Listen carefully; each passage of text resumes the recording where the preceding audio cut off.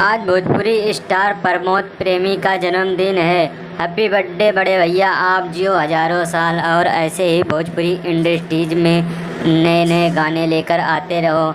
आप हमेशा बढ़ते रहो। आपकी जितने भी फैंस हैं आपको दिल से प्रेम करते हैं, उन सभी की तरफ से हैप्पी बर्थडे। दोस्तों, प्रमोद प्रेमी यादव एक ऐसे कलाकार हैं जो कि फैंस के दिलों पे राज करते ही जा रहे हैं, क्योंकि इनका बहुत बड़ा बड़ा सॉन्ग निकलता है।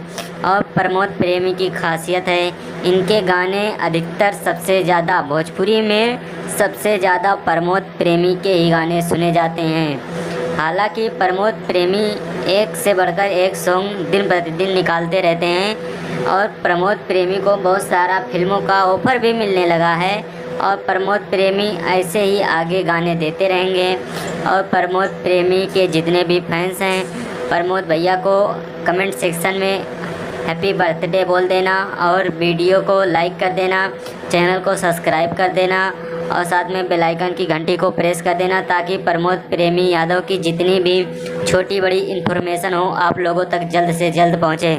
हाँ, इस वीडियो को शेयर भी कर देना ताकि जितने भी प्रमोद प्रेमी यादव के फैंस हैं सभी तक यह वीडियो पहुंच जाए। अब सब लोग जान जाएं आज प्रमोद भैया का जन्मदिन है। सबकी तरफ से प्रमोद